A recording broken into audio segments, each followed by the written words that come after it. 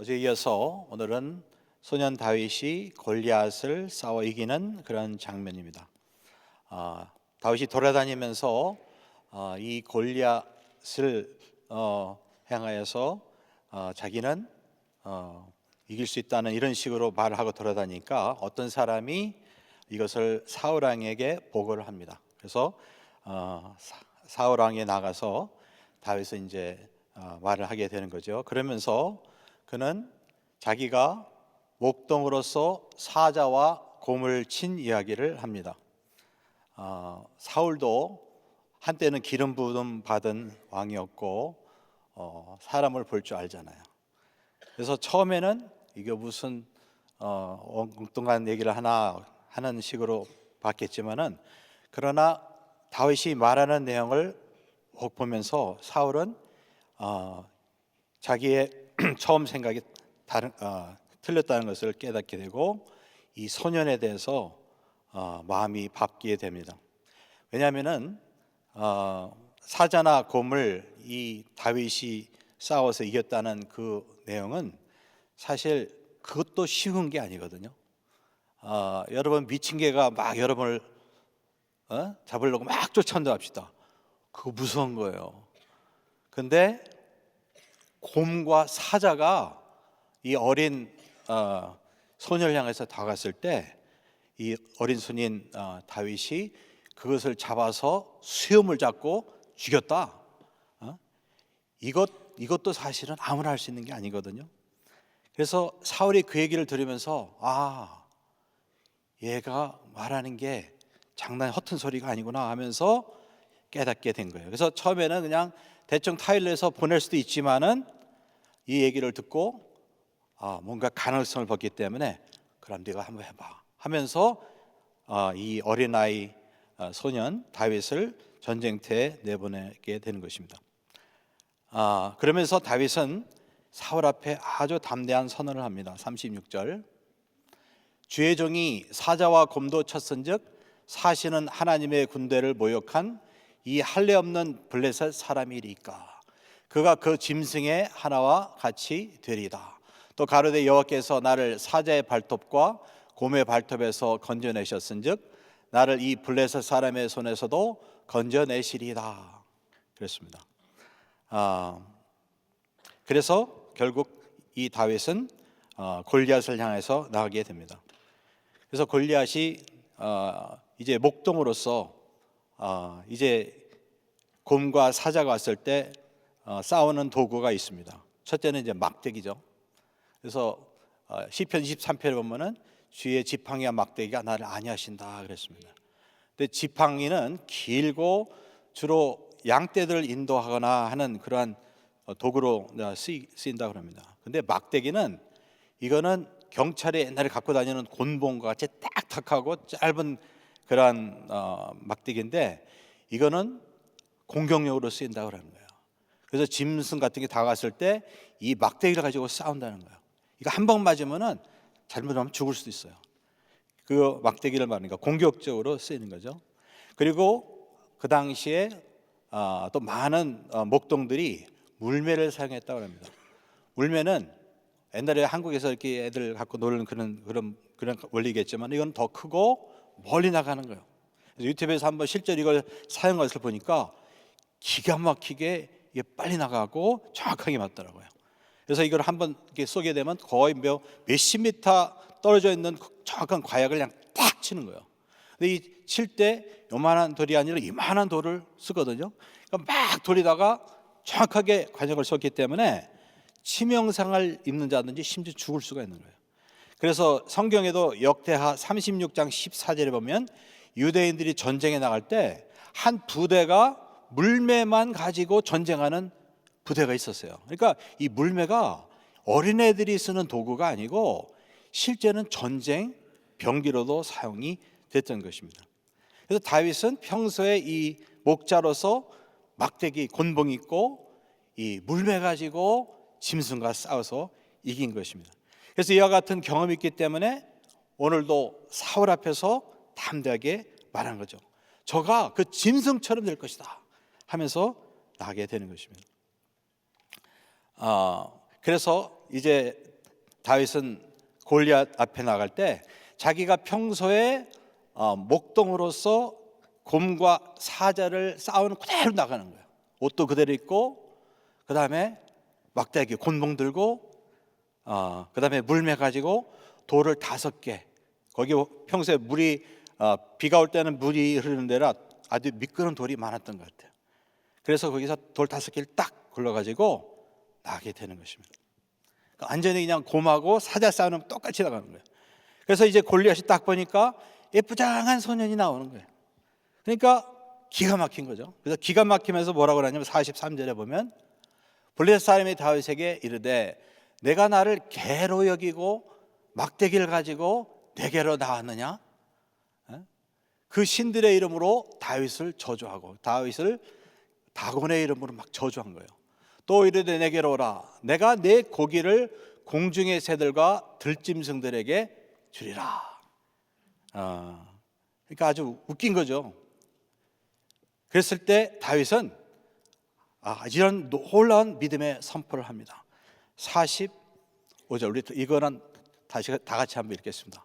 다윗이 블레셋 사람에게 이르되 너는 칼과 창과 단창으로 내게 오거니와 나는 만군의 여호와의 이름 곧 내가 모욕하는 이스라엘 군대의 하나님의 이름으로 내게 가노라. 오늘 여호와께서 너를 내 손에 붙이시리니 내가 너를 쳐서 내 머리를 베고 블레셋 군대의 시체로 오늘날 공중의 새와 땅의 질짐승에게 주어 온 땅으로 이스라엘의 하나님이 계신 줄 알게 하겠고 또 여호와의 구원하심이 칼과 창에 있지 아니함을 이 무리로 알게 하리라. 놀라운 믿음의 선언입니다.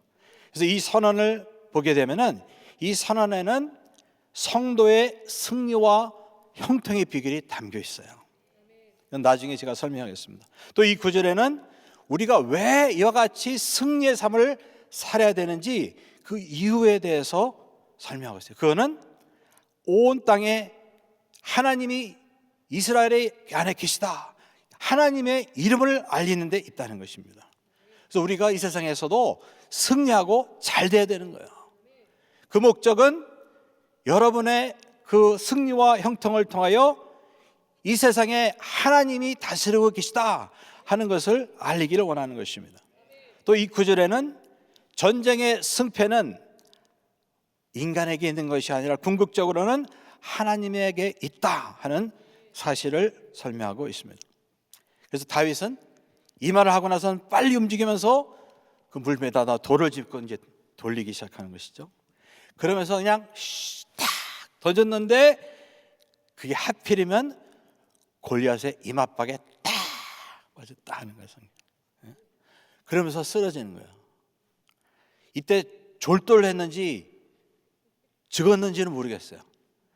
그런데 중요한 것은 막 와갖고 다윗이 그 사람에게 칼이 있었던 것, 칼을 빼갖고는 모가지를 팍 쳐갖고는 이등분을 만들어 버렸어.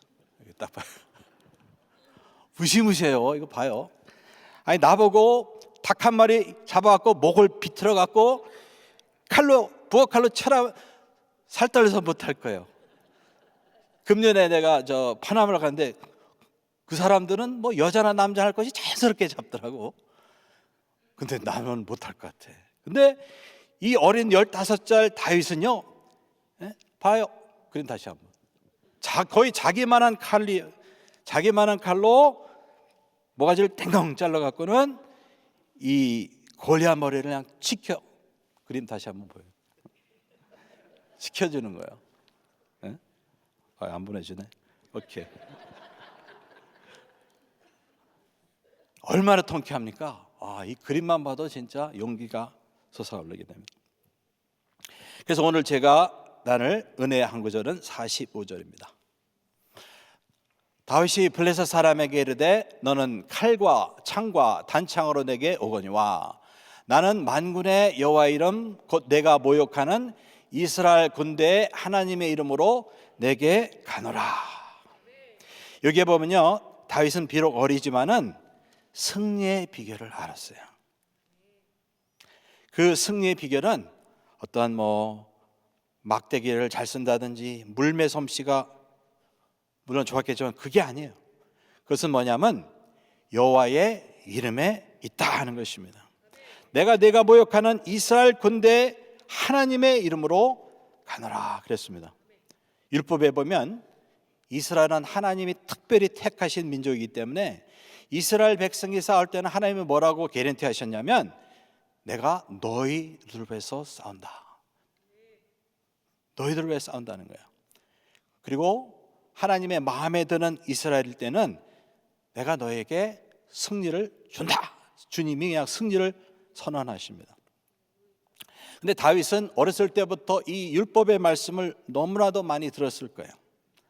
그래서 다윗은 다른 어른처럼 그것을 의심하는 게 아니고 그때로 그냥 그대로 믿은 거예요. 그래서 다시 이 말씀을 가지고 자기가 평소에 아버지의 말대로 이제 양을 쳤을 때 놀라운 것은 다윗은 이것을 자기의 삶에 응용했던 거예요. 그러니까 흔히 이 말씀은 전쟁터에서 어떤 적군과 싸울 때 하나님께서 싸워주신다 하는 이런 식으로 일을 하겠지만은 다윗은 어떻게 이것을 적용했냐면 자, 나는 지금 아버지의 말씀대로 아버지의 양을 치는데 이 이스라엘 사람의 양을 이 건방진 사자와 곰이 와서 뺏어간다 이거야. 아니 이스라엘 사람의 재산을 왜 약탈하냐 이거지. 그러니까 하나님께서 이것도 내가 이스라엘 사람인데 믿음으로 싸우면은 하나님이 나를 위해서 곰과 사자도 싸워 주실 것이다. 이 믿음이 딱 생긴 거예요. 그러니까 이 다윗이 곰과 이 사자가 달려왔을 때 이 말씀을 어린 다윗은 그대로 믿고 곰동과 물매를 가지고 싸우니까 신기하게도 싸울 때마다 곰과 사자가 꼼짝 못하고 마치 고양이처럼 순한 개처럼 돼갖고는 죽는 거예요. 기적이라는 겁니다. 그러니까 비록 어린 다윗이지만은 이런 엄청난 크기의 사자와 곰이 다가왔을 때 그때마다 승리를 했다는 것입니다. 근데 이게 다윗만 알았겠습니까? 이게 그 마을에 그냥 바닥에 소문이 퍼졌을 거고 아마 그 지역 사회가 떠들썩했을 거예요. 저 마을에 가면 저 조그만한 어떤 다윗이라는 이세 집안의 아들이 있는데 아니 걔가 혼자 몸으로 사자와 곰을 다 죽인다네. 아마 이게 바닥에 퍼졌을 거예요. 그러니까 이게 그 당시에 아주 가십거리가 된 거죠. 그런데 이 다윗이 전쟁터에 나와서 이 꼴을 보게 되니까 어떻게 되겠어요? 화가 난 거예요. 야, 이 골리앗도 그 사자와 곰처럼 내가 나가면 한 방에 눕힐 것이다. 여호와 이름은 나도 이길 수 있다 하면서 나가게 된 것이라는 것입니다. 그래서 비록 상대는 이제 짐승에서 골리앗으로 바뀌었지만은 원래는 똑같은 거예요. 그래서 내가 믿음으로 나가면 하나님이 싸우신다. 이 믿음이 너무나도 철저하게 세워졌기 때문에 승리한다는 믿음을 갖고 있었던 것입니다. 그래서 이걸 보면 어린아이의 신앙이라고 무시할 수 없구나 하는 걸 알 수 있습니다. 오히려 어린아이일수록 단순하게 그대로 하나님의 말씀을 믿는 특성이 있기 때문에 그 믿음이 오히려 어른들보다도 더 큰 거예요. 큰 역사를 이룰 수가 있는 것입니다. 그래서 우리가 어린아이들한테 말씀을 가르치는 것을 게을리하지 말아요. 어떻게 보면 어린아이들이 어른을 부끄럽게 할 수 있는 큰 일을 할 수가 있는 것입니다. 그래서 왜 하나님께서 다윗을 이 집안의 막내 아들로서 그렇게 푸대접을 받으면서 제일 힘든 일을 시켰을까? 우리는 이제 알 수가 있는 것입니다. 왜냐하면 다윗은 목동으로 고생하고 일하면서 믿음으로 승리하는 법을 배운 것입니다. 만약에 다윗의 아버지 이새가 막내니까 너무 사랑해갖고 야, 큰놈 너 가서 양쳐 그랬다면은 오늘날 이 다윗이 탄생하지 않았을 거예요.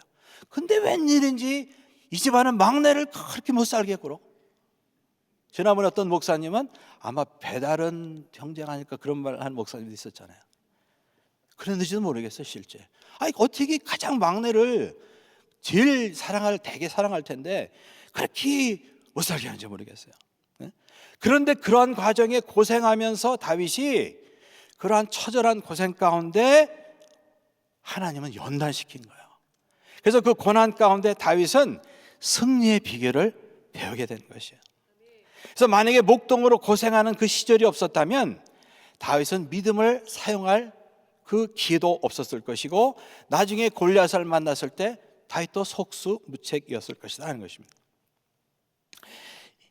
이것을 생각하면서 저는 허드슨 텔러라는 중국 선교사를 생각하게 되었습니다. 허드슨 테일러는 영국 사람인데 중국에 선교 나간 중국 선교사입니다. 선교를 떠날 때는 중국 선교에 뜻 있는 사람들의 선교에 지원을 받고 갔어요. 근데 한 3년 정도 됐는데 그때까지 그냥 선교비가 오다 말다 와도 그냥 뒷구리만큼 오고 그런 거예요. 나중에 3년 지나서는 그것마저도 못하겠다는 거예요. 그래서는 이제는 철수를 해야 되는 상황이 된 거예요. 아니 그냥 청운의 꿈을 가지고 중국 땅에 왔는데 아니 선교를 지원을 못한다네. 그럼 어떻게 했어요? 가야 되잖아요, 일반적으로. 근데 이 사람은 자기가 여기 오기 전에 어렸을 때부터 그 당시에 동시대 사람인 조지 밀러의 책을 읽었어요. 근데 조지 밀러가 어떤 사람입니까? 아무런 돈이 없었지만은 그저 기도 하나로 그 당시 최고일 때 한 1000명까지 있었다고.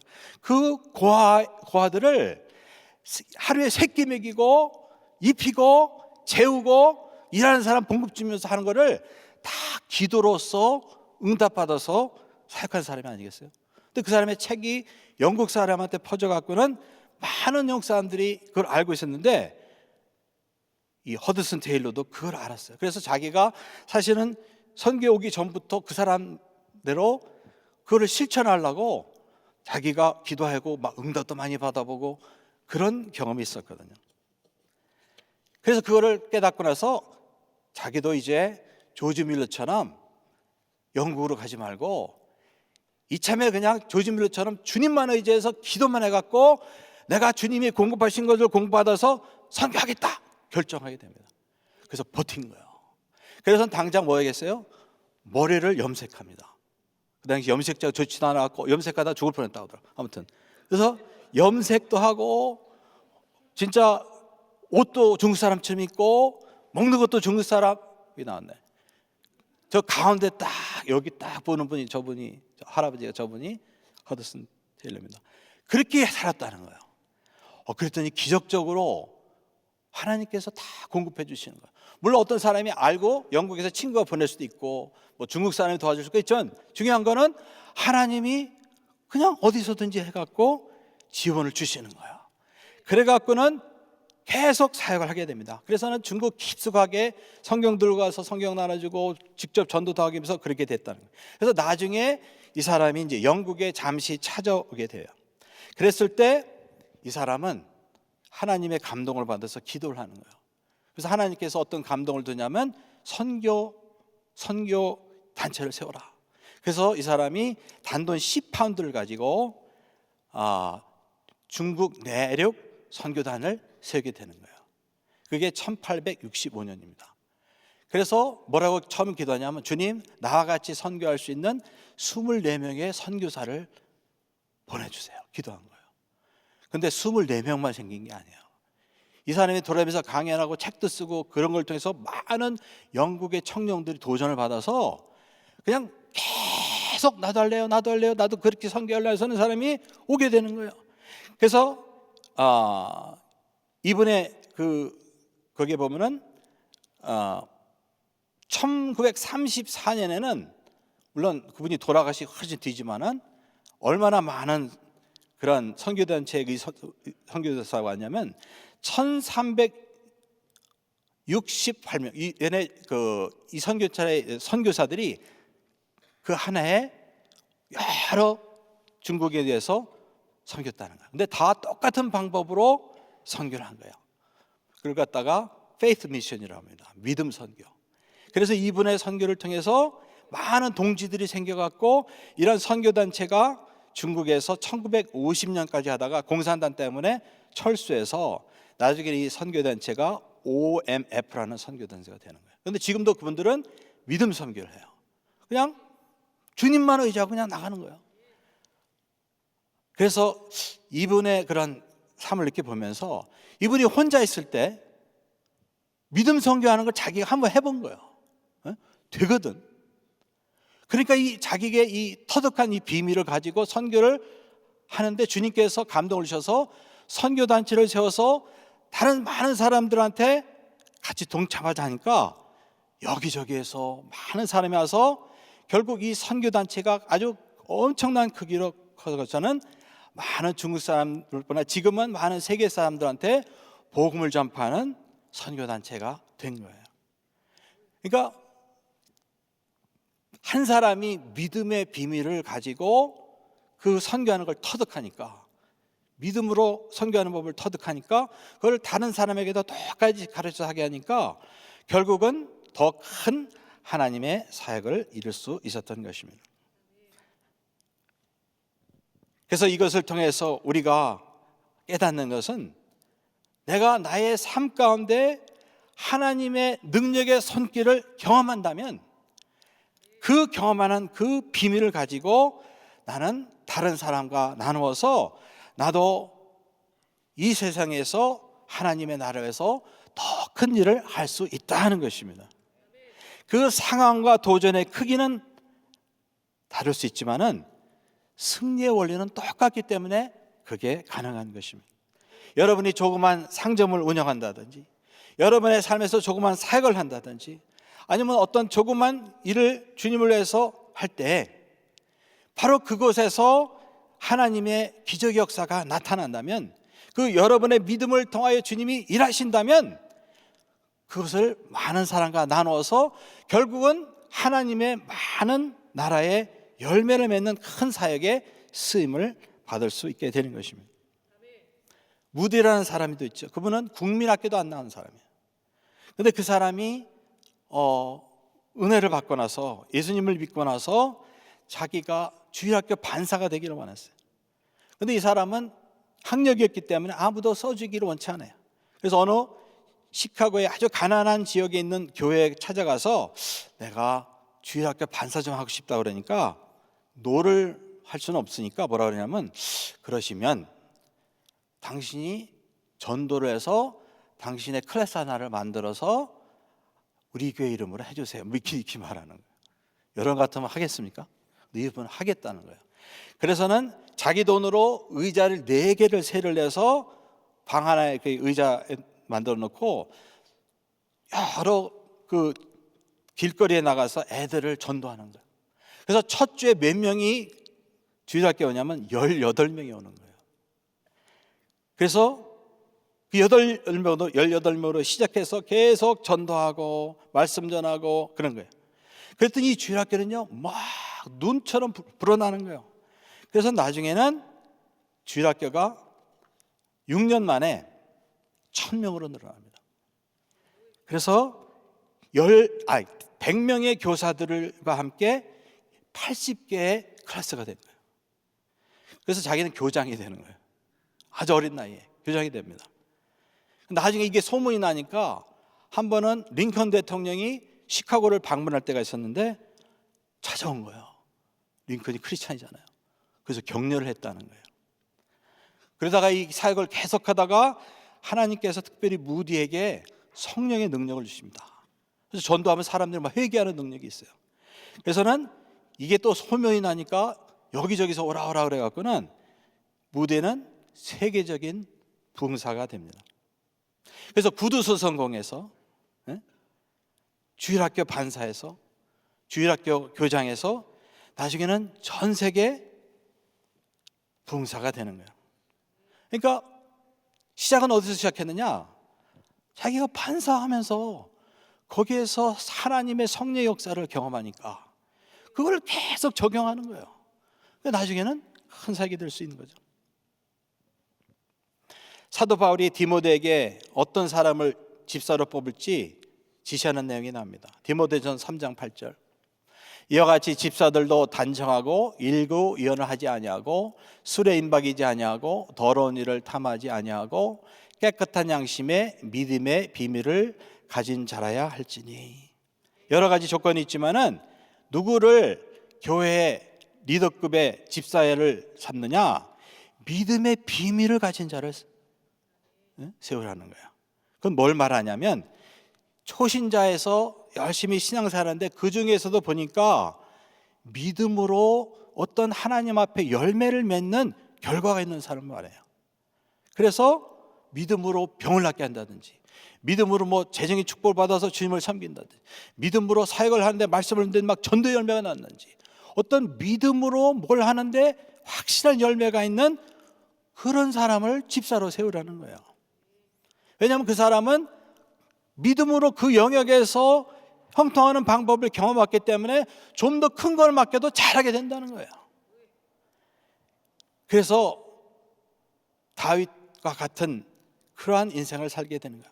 다윗도 목동으로 평범한 인생을 살던 사람이 믿음의 비밀을 터득하게 된 거예요. 말씀대로 해봤더니 되는 거예요.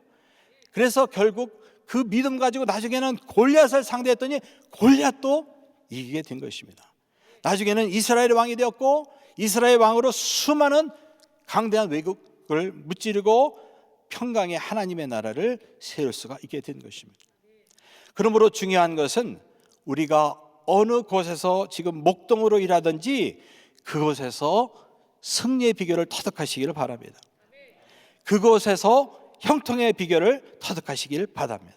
그곳에서 우리는 열매를 맺어야 되고 그곳에서 여호와의 이름으로 승리하는 것을 직접 체험을 해야 된다는 거예요. 왜 나는 더 큰 직분을 안 줍니까? 왜 나는 더 큰 사역을 안 줍니까? 왜 나에게는 더 큰 일 안 주냐고 불평하지 마세요. 일단 여러분이 목동으로 하는 일을 통하여서 하나님의 능력을 직접적으로 경험하고 그를 통하여 승리하는 비결을 여러분이 알았다면 저절로 그것이 생기게 된다는 것입니다.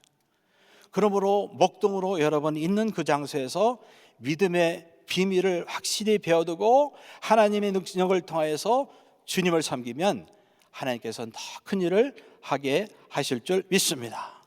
그래서 우리가 이제 다가오는 새해도 이와 같이 믿음의 비밀로서 하나님의 사역에 크게 사용받는 저 여러분 되시길 예수 이름으로 축원합니다. 기도합시다. 하나님 감사합니다.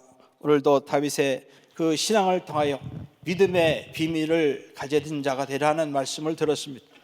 우리가 현재 있는 그곳에서 믿음의 비밀을 터득하고 행하며 주님의 능력을 경험하는 저들 될 수 있도록 주께 영광 돌린 저들 될 수 있도록 축복하여 주옵소서. 예수 그리스도의 이름으로 기도합니다. 아멘. 말씀 생각하시면서 나는 믿네 같이 찬양합니다.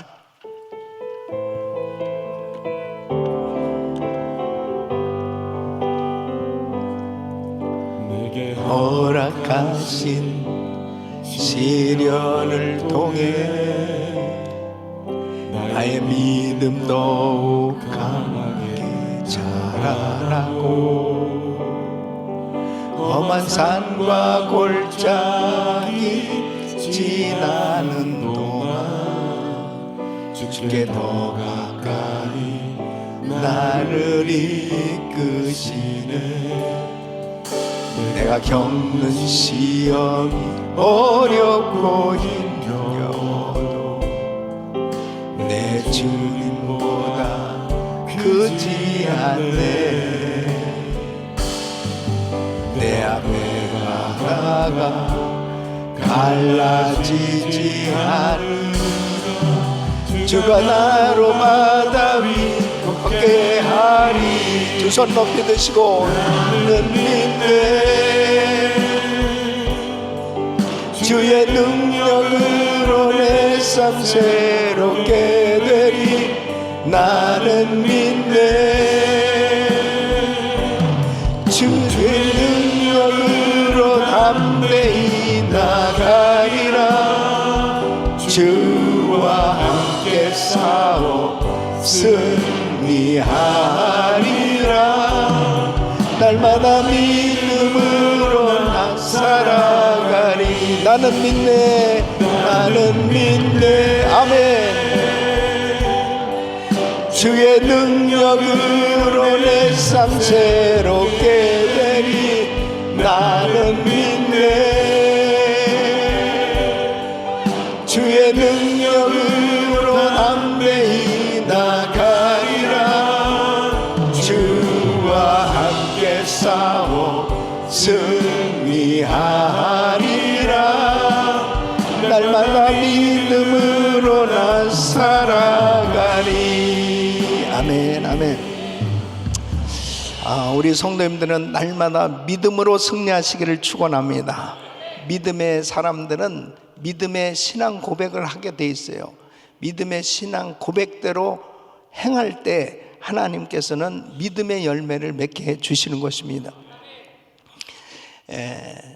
이 다윗이 어려서부터 믿음을 가졌다고 하는 것이 무엇으로 드러나냐면은 너 왜 싸우려고 그래? 너 어떻게 너 지금 어린 네가 저렇게 큰 장군 장수와 용사와 싸울 수 있어? 그랬을 때 이 다윗이 고백하는 말을 들어보면은 참 이게 믿음이 있는 것을 볼 수 있는 것이 뭐냐면 제가 뭐 곰하고 싸워서 이겼습니다. 사자하고 싸워서 이겼습니다.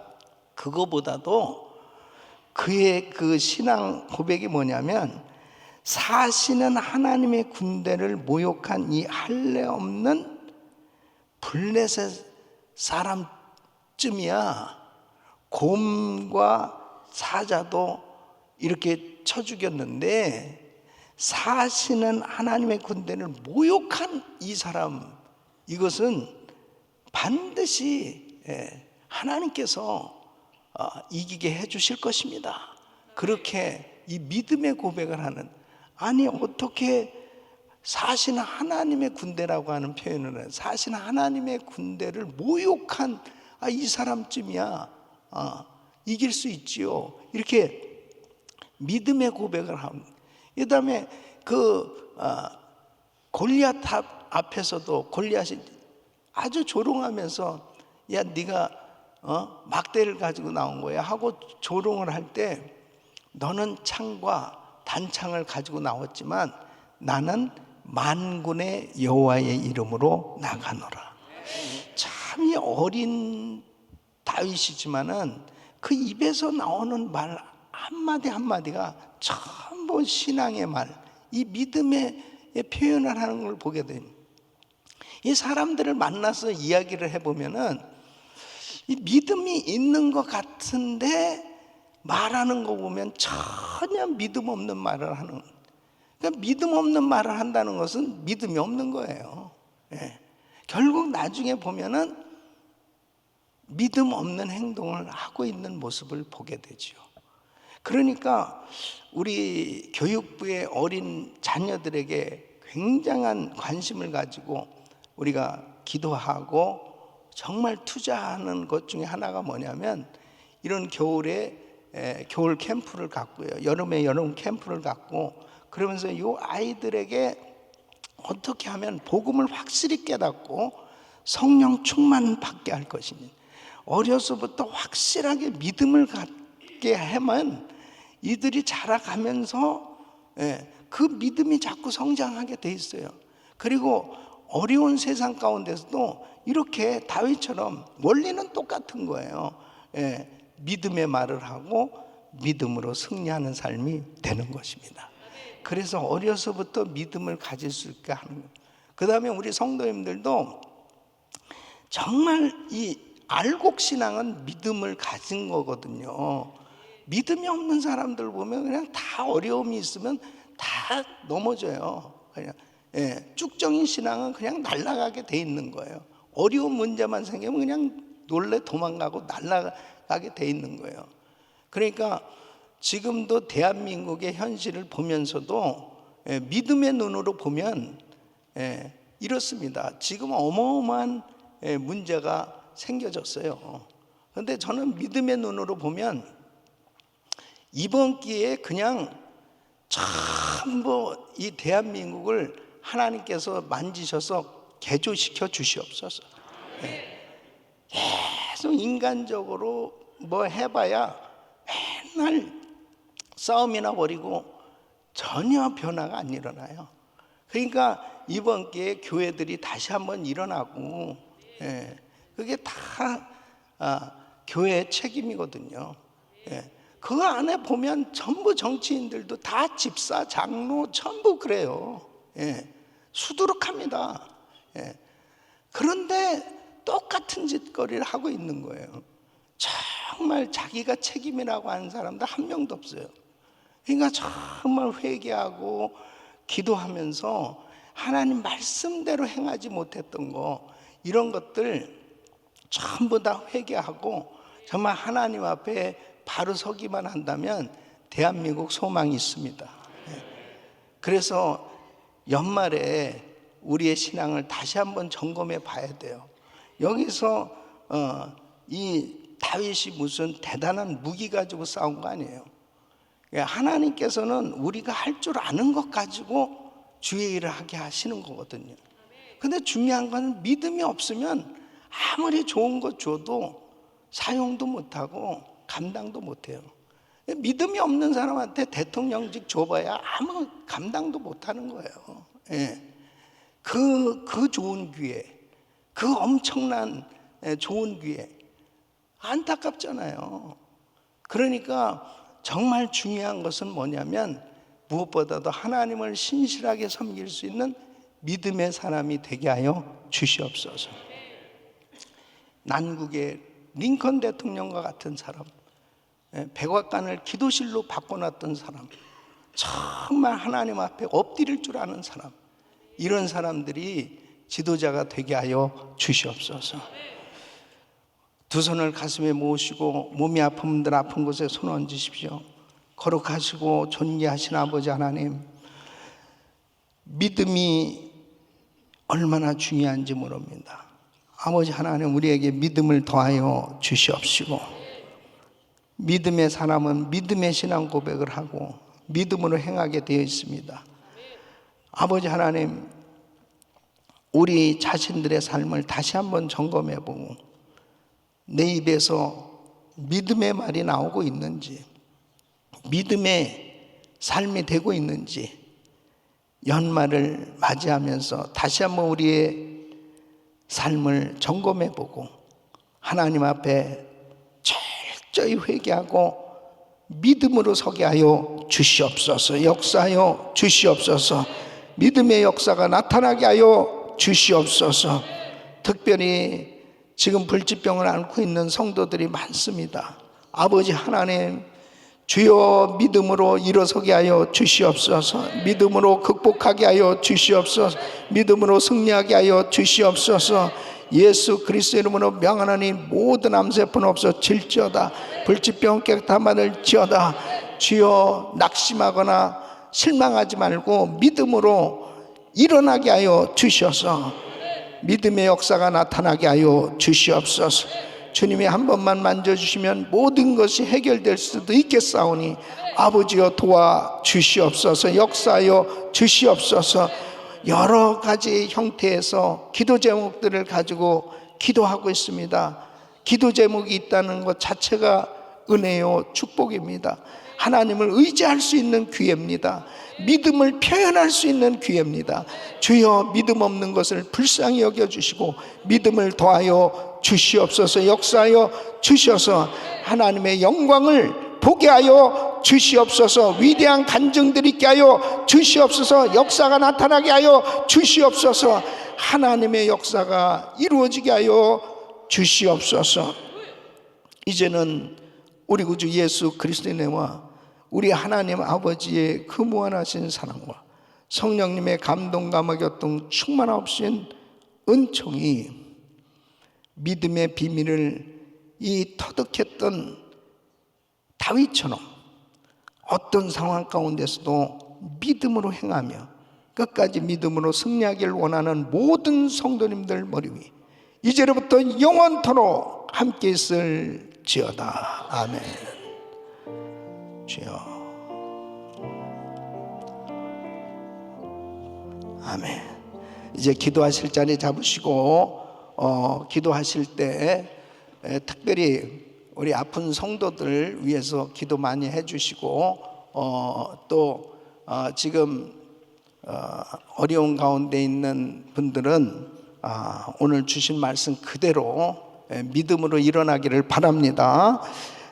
담임 목사님 가정과 사역을 위해서 기도해 주시고 또 특별히 우리 성가제 위해서 기도해 주셔서 모든 성도님들이 이번 성가제 통해서 또 우리 성탄의 기쁨 그리고 우리 주님께 영광을 돌리는 귀한 시간 될 수 있도록 위해서 기도해 주시길 바랍니다. 대한민국을 위해서 정말 안타까운 마음 가지고 간절히 기도해 주시기를 바랍니다. 오늘 그 부서는 그룹 세븐을 위해서 기도해 주시고요. 담당 목사님 권상훈 목사님, 또 그룹장 모정준 집사님, 모경혜 집사님, 그리고 가정교회 목자들 위해서 우리 그룹 세븐 성도들을 위해서 오늘 집중적으로 축복하며 기도해 주시길 바라고요. 한 분의 선교사님 가정은 강충원 선교사님, 강정희 선교사님 가정과 KPM 사역을 위해서 기도해 주시기를 바랍니다. 전쟁 가운데 있는 나라들 하루속히 전쟁 종식될 수 있도록 또 선교지에 우리 선교사님들을 위해서 기도해 주시길 바랍니다. 우리 주여 부르짖고 기도합니다. 주여 주여 주여.